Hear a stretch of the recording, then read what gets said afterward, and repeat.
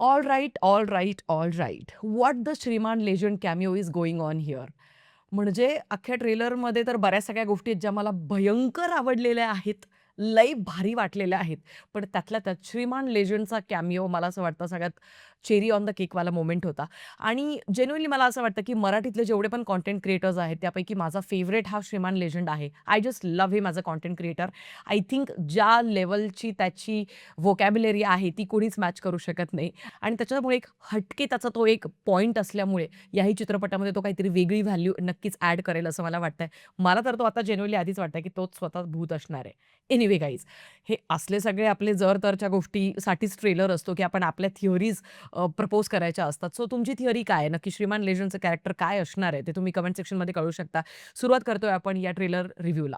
तर 24 जुलैला भूतम भयम नावाचा एक चित्रपट येतोय. सगळ्यात आधी सांगते, की टीझरपेक्षा ट्रेलर लय भारी मला वाटला. टीझर लई म्हणजे लई बिलो एव्हरेज होता. पण आता ट्रेलर ज्या पद्धतीने कट केलाय, 3 मिनिटे 8 सेकंदाचा ट्रेलर कधी सुरू झाला, कधी संपला कळलंच नाही.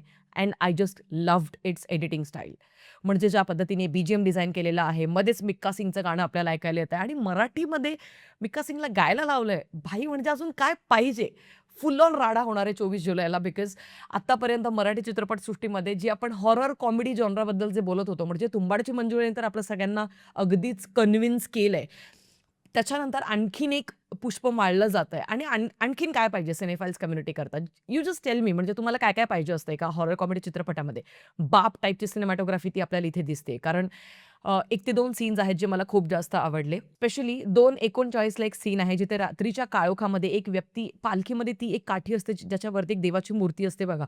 तर ती घेऊन आपल्याला जाताना दिसते आणि तिथेच आपल्याला एक गोष्ट कन्विन्स होते, की इथे थोडासा एक कोकणातल्या दंतकथेचा अँगल याच्याशी नक्कीच जुळलेला असणार आहे. दुसरी एक गोष्ट जी मला खूप जास्त आवडली, की हे जे 7 बेरोजगार मित्र यांचा प्रिमाइस खूप सुंदररित्या सेट केला जातो सुरुवातीलाच, की अत्यंत बावळट बेरोजगार टाइपचे हे मित्र आहेत सगळे. लाईफमध्ये ह्यांना काही करून फक्त पैसा कमवायचा आहे आणि ती ग्रीड आता इतकी जास्त वाढलेली आहे किंवा ती गरज मी असं म्हणीन, की आता ते अगदी कुठल्याही थराला जायला तयार झालेले आहेत. तर तो एक प्रिमाइस त्यांनी वेगवेगळ्या मॉन्टाजेसमधनं काही डायलॉग्समधनं फार सुंदररित्या सेट केलाय. ट्रेलरमध्येच भारी वाटलं बघून. आता ट्रेलरच्या सुरुवातीलाच आपल्याला असं लिहून येतं, की बाबा रे! दशावतार आणि तुंबाडची मंजुळानंतर आता आणखीन एक सिनेमा येतोय. तर ह्याच्यामध्ये ना मेकर्स जे आहेत, ते सेम नाहीयेत. म्हणजे रायटर, डिरेक्टर वगैरे. त्या एका गोष्टीला प्लीज भाळून जाऊ नका. कारण या तुंबाडची मंजुळा आणि दशावतार या दोन्ही चित्रपटांचे प्रस्तुतकर्ते म्हणजे प्रेझेंटर आणि डिस्ट्रिब्युटर हे झी स्टुडिओज होते. फक्त त्या एका पर्स्पेक्टिव्हने झी स्टुडिओचा आणखीन एक प्रस्तुतकर्ता म्हणून हा सिनेमा आहे. त्याच्यामुळे रायटर, डिरेक्टर वगैरे हे टोटली वेगळे आहेत आणि ती एक चांगलीच गोष्ट आहे. कारण दशावतारमध्ये बऱ्याच सगळ्या गोष्टींमध्ये आपली निराशा झाली होती. तुंबाडची मंजुळामध्ये ॲक्चुअली चांगला तो सिनेमा निघाला आपल्या सगळ्यांसाठी आणि आता काहीतरी एक वेगळाच पर्स्पेक्टिव्ह आपल्या सगळ्यांना बघता येईल. ही एक सगळ्यात मोठी जमेची बाजू. ट्रेलरच्या सुरुवातीला परिसाचा उल्लेख केला जातो आणि तिथूनच आपल्या सगळ्यांना कळतं, की चित्रपटाचा जो प्लॉट आहे तो बेसिकली एका परिसाच्या शोधाचा असणार आहे. आता ह्या 7 जणांना त्या परिसापर्यंत पोहोचायचंय, कसं पोहोचतात काय ते सगळं काही आपल्याला या चित्रपटामध्ये बघता येणार आहे. पण कमाल असणार आहे कथा एकूणच हे आपल्याला पाहायला मिळतंय. आता ट्रेलरमध्येच आपल्याला जिथे सगळेच जण डान्स करतायत त्याच्या पाठी एक आपल्याला बोर्ड दिसतोय, की स्वाभिमान कामगार संघटना. आता यातनं कुठेतरी हे सगळे कामगार आहेत, की कामगार आहोत असं दाखवण्याचा प्रयत्न करताय, असा एक भास निर्माण करताय. हे सगळं काही आपल्याला चित्रपटामध्ये बघता येईल. पण हे सगळेच्या सगळे जण ना तिथे एक मुकादम बसलेला आहे बहुतेक. तर त्याला इम्प्रेस करताय आणि त्याला असं पटवून देताय, की मी खूप गरीब आहे आणि मला ह्या कामाची खूप गरज आहे, तर तुम्ही मला पाठवा वगैरे असं काहीतरी आपल्याला दिसतंय. हे कन्फ्युजन भारी आहे, मला आवडलं. तर बीजीएम खूप सुंदर आहे आणि हॉरर कॉमेडीसाठी ज्या पद्धतीचा बीजीएम असायला पाहिजे, एक मूड सेट व्हायला पाहिजे आपल्या सगळ्यांचा, की जिथे आपल्याला फनी पण काही पंचेस पाहायला मिळणार आहेत आणि तिथेच काहीतरी हॉरर पण होणार आहे. हे सगळं काही खूप सुंदररित्या सेट होतं. सुरुवातीलाच भारी वाटलं. तर ट्रेलरमध्ये एक डायलॉग आहे, की या खेळाचे काही नियम आहेत आणि इथूनच खरी मज्जा सुरू होणार हे आपल्याला कळतं. कारण बट ऑब्व्हियस हे 7च्या 7 मित्र जे आहेत बावट कुठलीतरी यातला कोणीतरी काहीतरी नियम मोडेल आणि मग भूत त्यांच्या समोर येईल आणि काहीतरी मस्तपैकी गोष्टी घडामोडी होणार आहेत.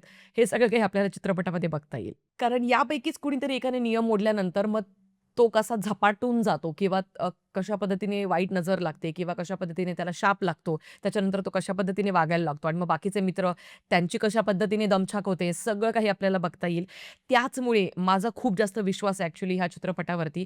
कारण चित्रपटामध्ये ना नव्या पिढीतले रील स्टार्स आहेत, नव्या पिढीतले कंटेंट क्रिएटर्स आहेत, ज्यांना नव्या पद्धतीचा मॉडर्न ह्युमर काय असतो ते एक्झॅक्टली माहिती आहे. जसं की हे जे म्युझिक आहे ते आपल्याला ऐकायला येतं किंवा छोटे-छोटे काही पंचेस आहेत, इम्प्रोव्हायझेशन्स केले जातात. त्याच्याचमुळे आत्तापर्यंत टिपिकल कॉमेडीमध्ये जे मराठी इंडस्ट्रीमधले फिल्म मेकर्स जात होते, त्याच्यात न जाता तर नव्या पद्धतीचे काही रील रेफरन्सेस आपल्याला इथे पाहायला मिळतील.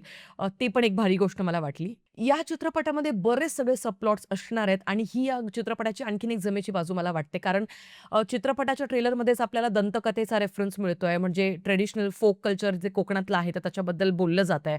त्याच्याच समवेत काही तांत्रिक अघोरी या 7 पोरांच्या मागे लागलेले आहेत. ते का लागलेले आहेत? बरं यांना काहीतरी काळी जादू, अंधश्रद्धा ह्या सगळ्या गोष्टींकडनं पण काहीतरी सांगितलं जातंय का? काहीतरी टास्क दिले गेलेले आहेत, की तरच तुम्हाला तो परीस मिळेल. तो परीस तुम्ही शोधून आणा. ह्या सगळ्या गोष्टी फार सुंदररित्या जर का गुंफलेल्या असतील, तर मग या चित्रपटाला मास्टरपीस बनण्यापासून कोणीच रोखू शकणार नाही. कारण आत्तापर्यंत मराठीमध्ये जेवढेही सिनेमे आपण पाहत आलोय, जेवढेही चित्रपट पाहत आलोय, प्रत्येक चित्रपट हा फक्त तिथे मास्टरपीस होता राहून जातोय. घबाडकुंड, दशावतार त्याचेच एक्झाम्पल्स आहेत. So fingers crossed guys. I genuinely want की हा चित्रपट सगळ्या डिपार्टमेंट्समध्ये एकदम बाप लेव्हलचा निघावा आणि एक बाप लेव्हलचा आणखीन एक मराठीकडनं सिनेमा येईल, अशी एक आशा बाळगत 24 जुलैची वाट आपण सगळेजण बघूया. आता 2 गोष्टींची फक्त मला भीती आहे किंवा मी थोडीशी स्केप्टिकल आहे त्याबद्दल मला बोलायचं आहे. सगळ्यात पहिली गोष्ट या चित्रपटामध्ये एआयचा वापर अगदीच नगण्य असायला पाहिजे. कारण जर का एआयवरती खूप जास्त हे डिपेंडंट राहिले, तर अख्ख्या चित्रपटाची मजा निघून जाते आणि मग त्या चित्रपटासाठी काहीच रिस्पेक्ट उरत नाही. कारण ट्रेलरमध्येच आपल्याला 2 ते 3 ठिकाणी लिटरली एआयचे सीन्स पाहिलेले आहेत आपण आणि ते बघून लिटरली मूड ऑफ झाला होता. पण ठीक आहे, अजूनही मी स्वतःला सांगते, की let's just hope for the best आणि फार जास्त एआयचा वापर अजिबातच नसावा. म्हणजे तो जो खजिन्याचा सीन आहे, करा ना थोडीफार मेहनत. आता आपण रिसेंट म्हणजे धमाल 4 हा सिनेमा आपण पाहून आलोय.